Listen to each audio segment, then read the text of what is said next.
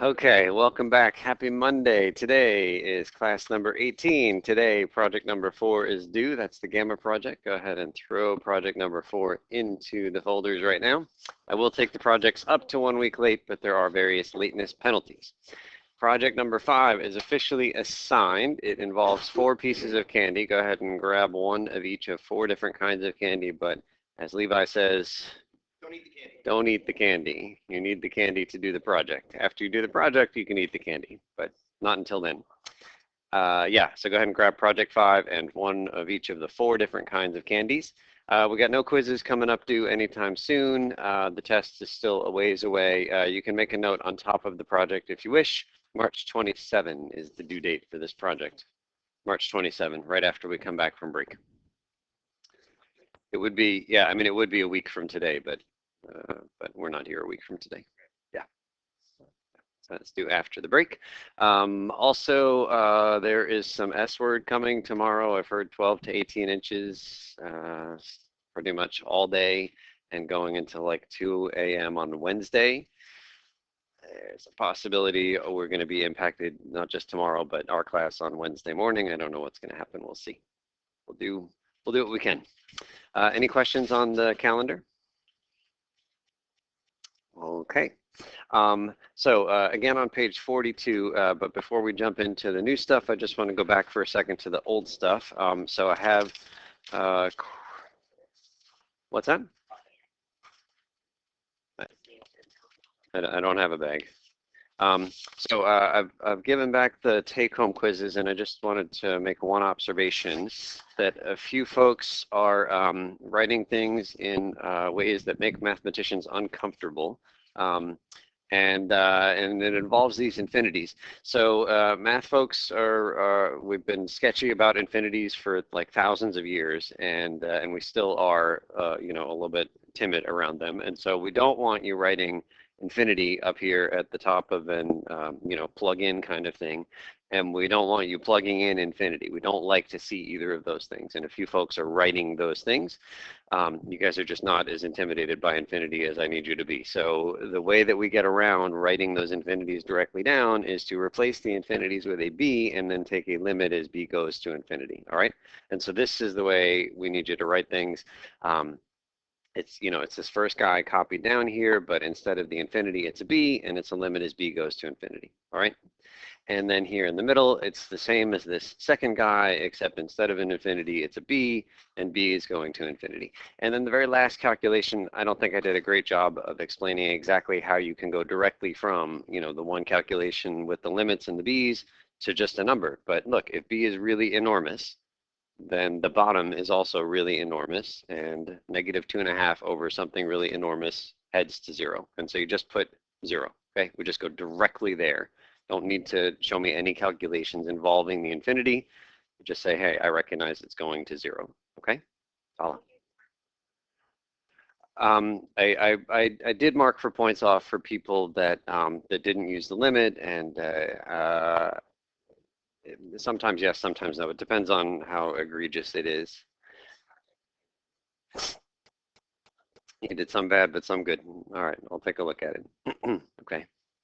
All right, questions on that? Okay, so let's jump up to the top of page 42 here. Our daily summary. We now study a method of finding volumes of solids that are created by revolving a 2D region about a line. That line is called the axis of revolution.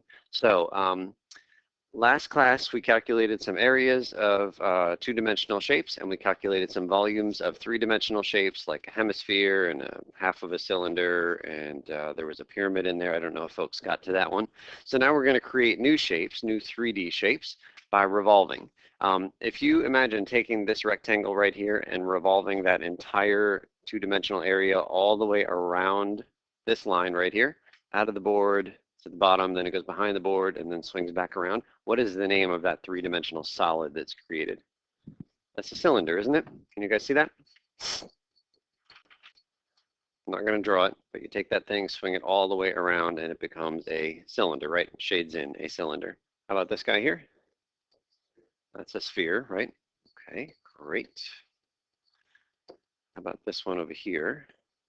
That's a cone, yes. Okay, and then this one, yeah, it's a hollow cylinder, right? Like it's a cylinder, but then there's like this empty cylinder in between. I don't have a name for it. Cylinder with tube, inside tube, something like that. Okay, all right.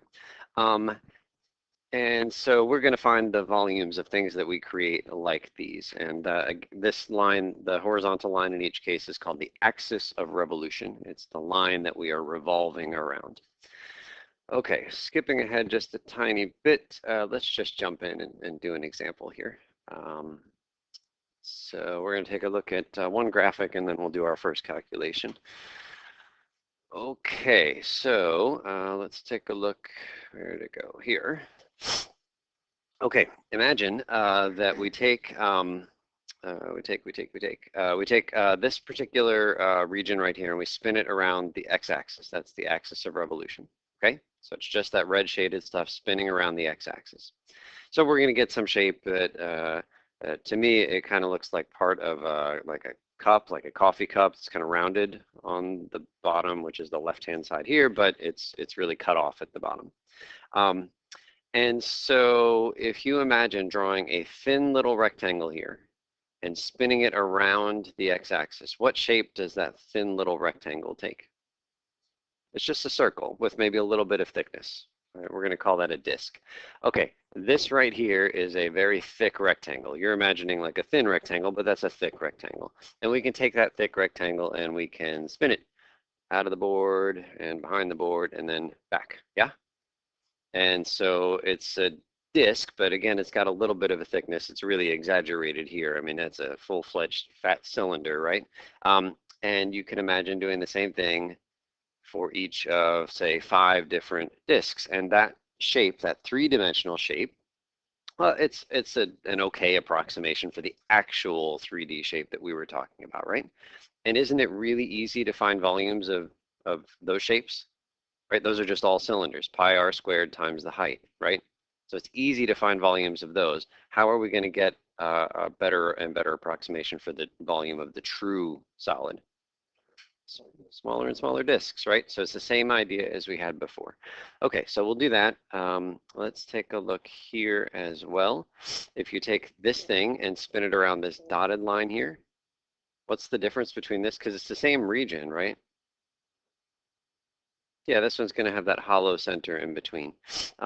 Okay, so we're going to spin the whole shape out of the board and then back behind the board and there. I think that's good there. And so we get this 3D thing, and this guy right here is the thing that we are just going to let slide left and right. Imagine this is like a really thin rectangle. When I spin this really thin rectangle around, what kind of a shape does that trace out? Not the whole circle, but circle with a hole in it, right? We're going to call that guy a washer, right? Like a, like a tool kind of washer. Okay, and finding the volume of that washer is pretty easy. I'm saying volume, you got to imagine it's got a little thickness. I mean, it's really just a two-dimensional thing. So it's an area, but give it a little bit of thickness. We're going to give it a thickness of delta x so that we can let that go to 0. Okay, so that is the idea. And now let's put it into practice here, number 5.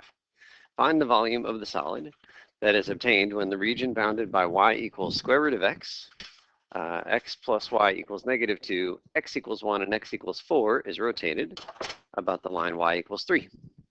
Okay, so first task is to come up with a very, very good picture. So let's come up with a very good picture here. Okay, so we're going to take a lot of space for this picture here. Give yourself some really big axes.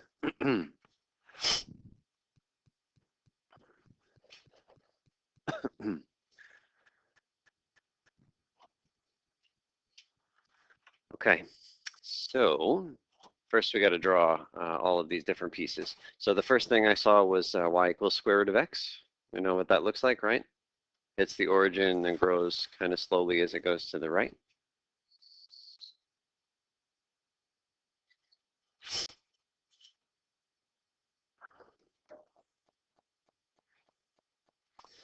Okay, the next one was x plus y equals -2. What is the graph of that equation? It's just a line, right? X plus y equals -2. You could solve for y if you wanted to. Later on, we'll need to, but for me, graphing that line, the easiest thing is to find intercepts.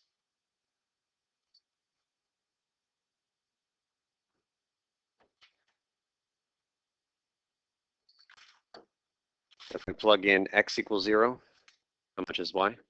-2. And yeah, they're both -2. So I just plot these 2 points and I connect the dots with a straight line. So we're at -2 over here and -2 over here, and then a straight line connecting those guys.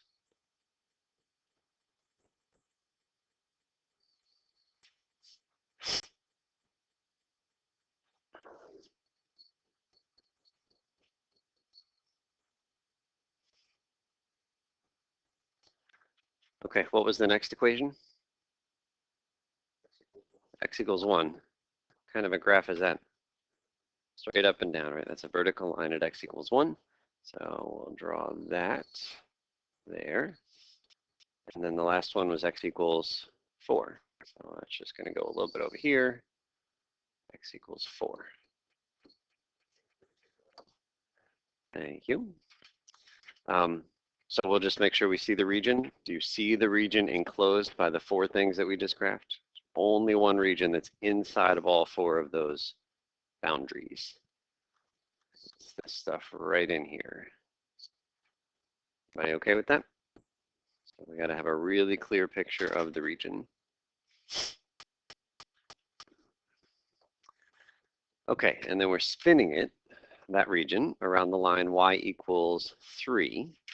Now, y equals 3, I have to know where to draw it, and I don't quite know how y equals 3 interacts with that region we just shaded in there.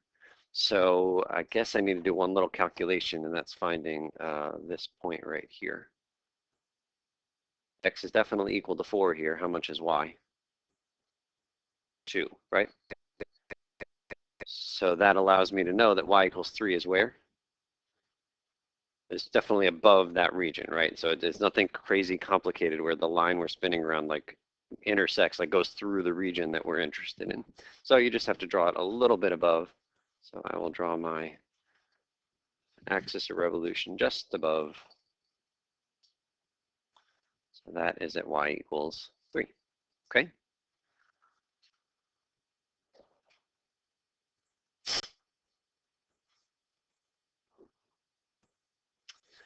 Okay.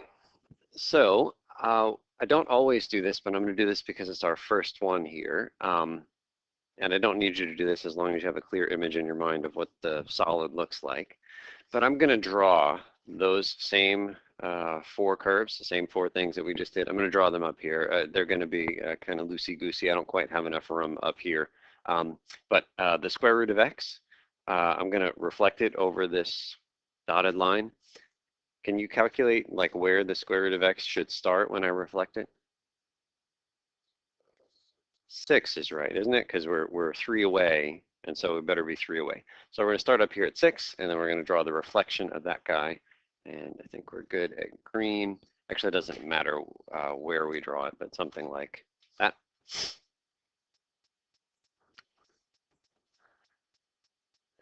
And then how about my blue line, which used to be here at -2? Where does that point reflect to? It's 8, isn't it? It's 5 away. So we better go 5 away. Okay, 8 is good. So we'll draw a blue line up here at 8, something like that. And the same x equals 1, and the same x equals 4. All right, so there's the mirror image, but a tiny bit smaller because I didn't have enough space.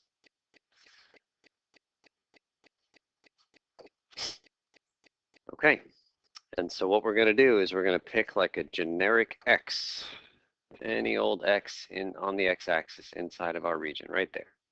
And we are going to draw the one slice associated with that particular x. And so here in purple, I'm going to draw a vertical line going right through that x. That's the one slice that I'm going to trace as it rotates around that dotted y equals 3.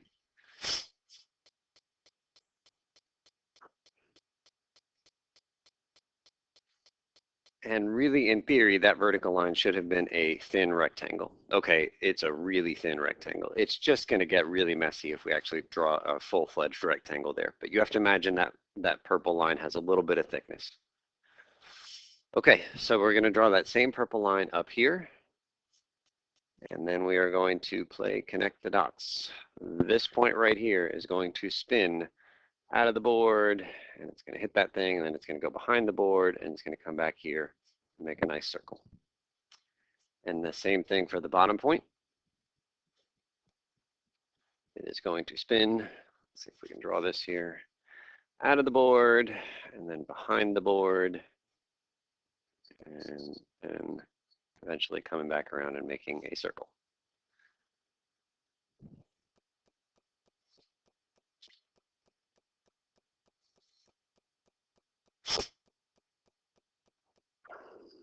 Okay, is that a disc or a washer? That is a washer. It's got a little space in between, right? And so what we are going to do is find the area of that washer, right? It's just a circle cut out of a circle. And then we're going to find the volume when we imagine, I'm not going to draw any more in this picture, but imagine just giving it a little bit of a thickness. So it's going to be like a cylinder cut out of a cylinder. And then we're going to add up the volumes of all of those cylindrical things. And then we're going to send the number of cylindrical things to infinity. And that's it. So it's going to be the same process as last class. Still going to write the summation, still going to write the limit as the number of rectangles goes to infinity, and then ultimately write down an integral. Let's give it a shot. I'm going to say area of one slice. And just fair warning, I'm going to change that A to a V in just a second. Like I'm literally going to cross it off. So right now it's just an area. It's just a two-dimensional thing. How would you find the area of the, the stuff between these two circles? Area of the big circle minus area of the little circle, right? Okay, great. So that would be pi times the outer radius squared minus pi times the inner radius squared. Agree?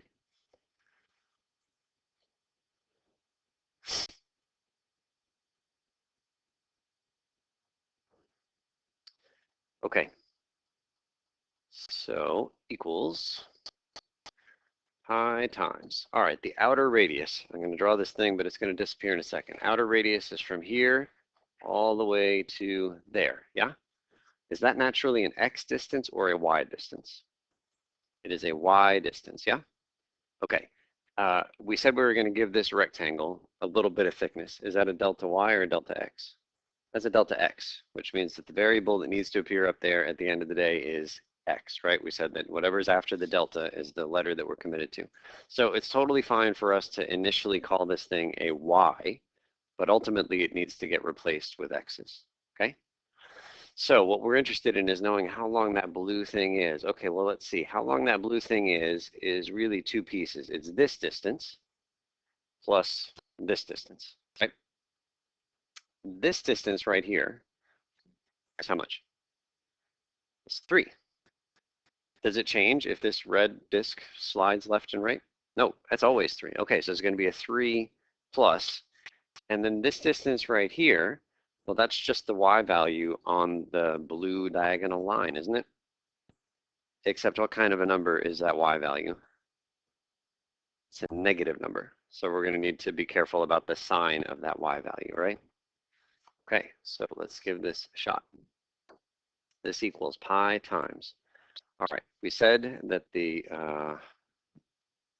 first part is always 3. Great, 3. And then I'm going to write something which we're going to change, so don't copy this part. I'm going to call it plus y, but that's not fair because we said that the y's down there were negative. So it's really 3 minus y. That's right, you can copy that part. It's 3 minus y.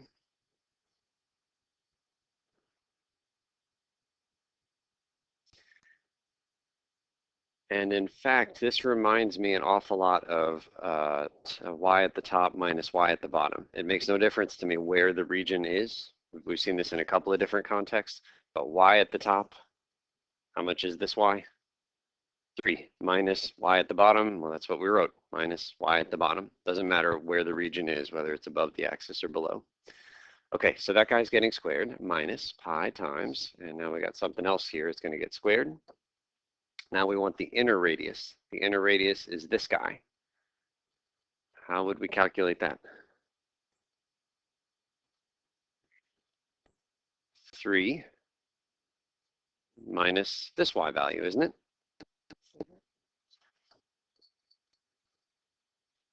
Isn't it? Yeah. All right, now this is not written very well because it looks like they're exactly the same. So how about we just make this distinction? This is the outer y. Yeah, we got to figure out what y is equal to on both of them. We're changing everything into x's, but that's it. It's 3 minus the y. And again, it doesn't matter where the region is, above the axis or below. It's just 3 minus y, 3 minus y. Okay, so now we just have to substitute. Pi times 3 minus.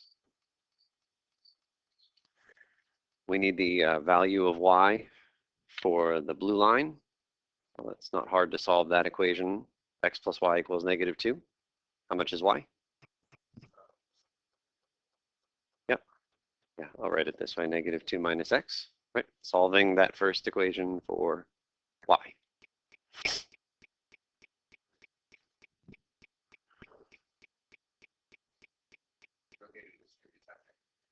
Yeah, we're going to distribute that on the next step. Okay, minus pi times, minus pi times 3 minus, how much is the inner y? What's the formula for the y on the screen? It's root x. And that guy gets squared. Pi radius squared minus pi radius squared. Okay, and we can just clean this up a tiny bit as Nick says.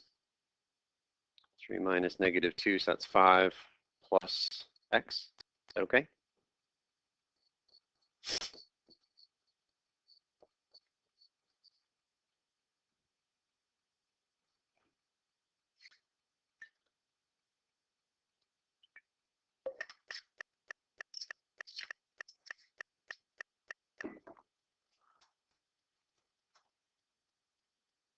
Okay, so that formula right there is a formula for the area of the red washer. And it changes, right? As the washer slides left and right, the size of that washer changes. And if you just pick like a particular x, like I said, hey, between 1 and 4, maybe x equals 1.3. I could just plug x equals 1.3 in for here, and that would give me, immediately give me the area of that particular washer. Evan.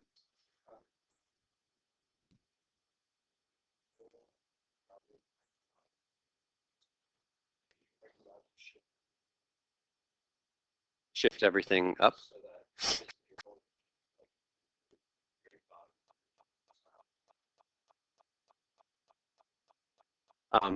So are you imagining like literally just shifting up?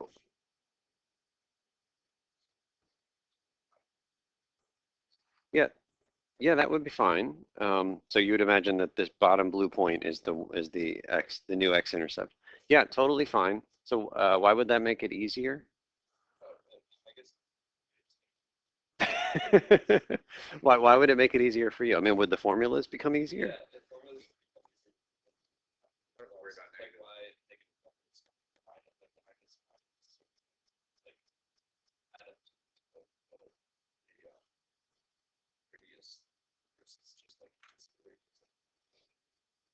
Right. Okay. So coming back to here, this radius right here was 3 minus the green y, yes? Okay. This one was tougher for us. I think this is the one you're trying to like tweak. But didn't it turn out to be 3 minus the blue y? Which is an awful lot like 3 minus the green y. And so it is always y at the top minus y at the bottom, regardless of where the shape lives, above or below the x-axis. Makes no difference at all.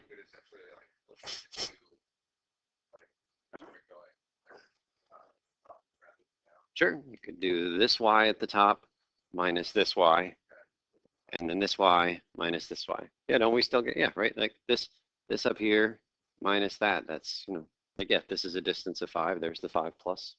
Yeah. Okay, I promised you I was going to change that area just because I don't feel like rewriting everything here. So we're going to make this change. I'm going to imagine giving this purple thing a little bit of a thickness. It's a line right now, but it really should have been a rectangle. So again, what's a good symbol for the thickness? Delta X. So we're just changing this to V. And at the very end of this should be a delta X.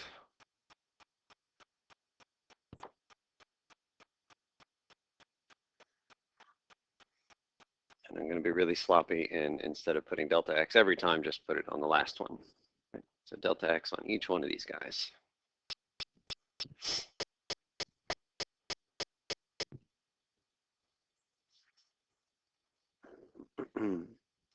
Okay, so let's wrap this guy up.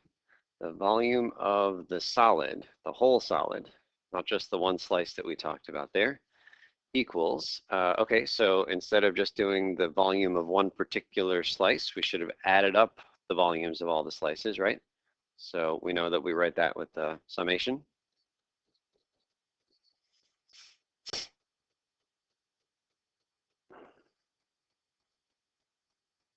Right, it's the sum of all the things that look just like that. Don't forget there is one tweak. I'm not going to copy the whole thing, but there is one tweak when we go to the summation. Remember what we have to do to that thing? We are going to do a limit here, but to that expression. Yeah, we put the add i's on the x's, right? Just so that we can count them. We're just numbering the slices. Yeah, sub I. Imaginary I? No, don't do that.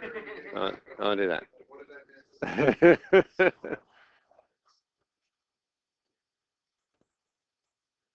Yeah. Okay, that's good there. And then, as Nick says, we don't just want n, or we want more and more of these slices to get a better and better approximation. So we take a limit as n goes to infinity. And then after all of our hard work, we're rewarded with an integral. So we just convert that limit of the sum of all that gobbledygook to a single integral. And the single integral is basically just that gobbledygook again. So I will write this. Pi 5 plus x squared minus pi 3 minus root x squared. One other little tweak, delta x becomes dx.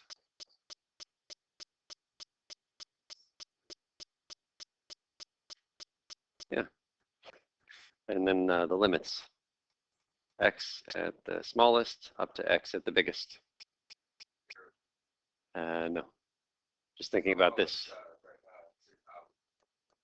1 to 4, right? Thinking about the region that we started with, the two-dimensional region, 1 to 4.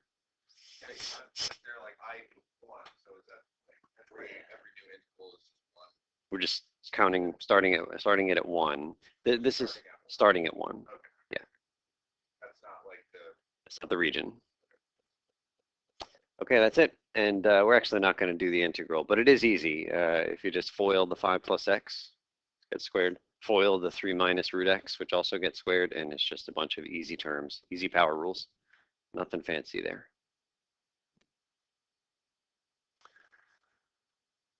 Okay. All right, so one observation, and then we'll take a quick look at a website and then activities. Okay, so first of all, the yeah, Nick. When you write it like B solid, rewrite the equation. Are you still need the delta x on? Yeah, the delta x is there. And it becomes dx, right? Correct. Okay. All right. So first observation, the slice that we drew, this purple thing, was perpendicular to the axis that we were spinning around, right? It's perpendicular. Don't draw this guy, but if instead of a perpendicular slice, I would have taken this slice, a horizontal slice, which is parallel to that dotted line. If I were to take that horizontal slice and spin it around, what kind of a shape am I tracing out there? What is it? It's a tube, right? Like a paper towel tube, isn't it? If you take this kind of a thing and you spin it around that horizontal line right there, just spins around and we get this hollow tube. It's a completely different shape. It is definitely not a pi r squared. It's not just a circle. Just note that for right now, the method that we are using, you always have to draw your slice perpendicular to the axis that you spin around. Always perpendicular to the axis you spin around. Okay, so that's this guy. The slice is perpendicular for the disk method. This was the washer here. So there are fancy little formulas here, but what fun is that? Let's just build them like we did here today. All I know about the disk method and the washer method is pi r squared. It's the only thing I know. Okay, and then one little website you can play around with later on if you're interested. Do you guys know what a lathe is? I'm not even sure if I'm pronouncing that word right. Is it called lathe or lathe? Lathe? Lathe, yes, the woodworking tool, lathe, right? Woodworking tool. The woodworking tool allows you to like create, fancy wood stuff like banister, posts and things like that. Those are solids of revolution, aren't they? Like if you imagine somebody using one of these fancy woodworking tools, they take a piece of wood, potentially like a cylinder, they start carving stuff out, but doesn't it just spin round and round and round and you get like just these spinny things, just like we did here. So if you just draw some stuff, it will automatically spin this white region here around this line and you get something like that. So you can make your own three-dimensional solid of revolution if you want to. This would be harder to do on an actual lathe, but this guy has no problem going inwards on itself, through itself, whatever you want, right? So you can mess around with that, unleash your creative lathe person. Okay, unusual directions in the activity today. For each problem, you are going to set up but not evaluate the integral, just like we did there. We got to the place where the thing was set up, but we did not actually do any antiderivatives. If it happens that you have time to set up all the problems in this activity, then go back and start doing antiderivatives one at a time. But just focus on the setup. I'll walk around.